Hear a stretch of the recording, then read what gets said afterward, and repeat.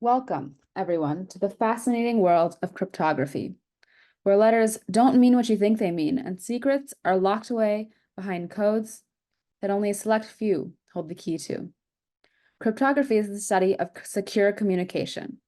As convention, we often say that Alice and Bob are communicating, with an eavesdropper, Eve, trying to listen in on them. How can we make sure Eve can't learn what Alice and Bob are saying to each other?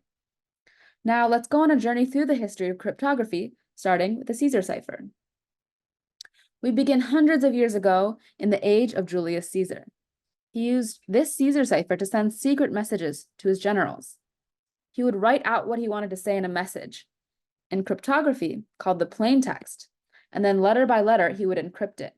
He would take each letter from the plain text and shift it down the alphabet by a certain number of letters, and do the same thing to every other letter. The shifted version of the plain text becomes what is known as the ciphertext.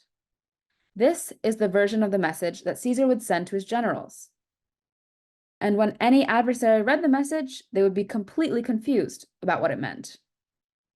Now, these encryption schemes are really good, and for many years, they worked fine. But there's a pretty big problem here. These ciphers are vulnerable to an attack called frequency analysis. Frequency analysis takes advantage of some well-known patterns in the language of the ciphertext. Say an adversary comes across a ciphertext, and in it, they see that the letter P keeps showing up. The adversary can probably guess that P decodes to the plaintext letter E, since E is by far the most common letter in the English language. Then they can go down the letter frequency list, matching up letters until you have a legible message.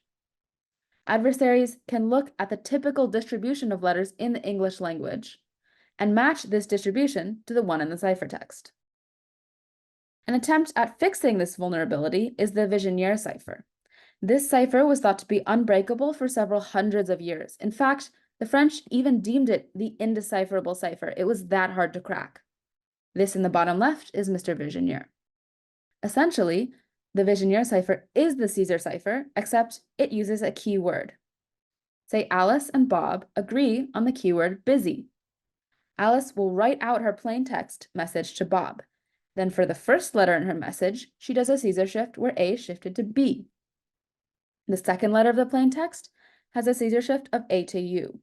The third has A shifted to S, and the fourth has A shifted to Y. Then the fifth letter uses a B Caesar shift again, and you keep going through the plaintext, encrypting, using the keyword like this. So now let's fast forward to today. What's the current state of cryptography? In the age of computers, we use encryption in everything we do: online banking, e-commerce, secure communication between governments, and more. Since the Vigenère cipher centuries ago, with the development of computers, we've rendered old ciphers we used breakable in a matter of seconds. So now we've invented symmetric and asymmetric cryptography. Say Alice sends Bob a message using a key. Symmetric key cryptography is when the key that Bob uses to decrypt it is exactly the key that Alice used to encrypt. He uses the same key.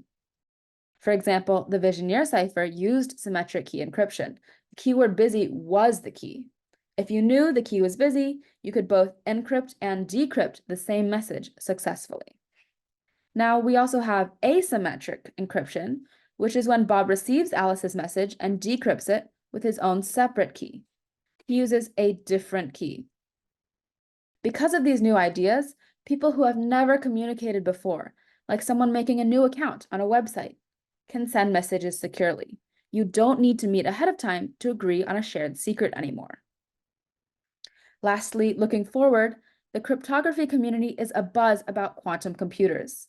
A quantum computer is a device, currently in development, that uses quantum mechanics to perform calculations much, much faster than a classical computer. If a quantum computer is developed, many of the encryption schemes we have created would be completely broken, and the world as we know it would not be secure. As we look back at the history of cryptography, we see people are always trying to keep their secrets out of the wrong hands.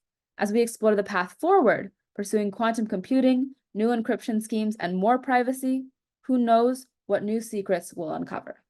Thank you.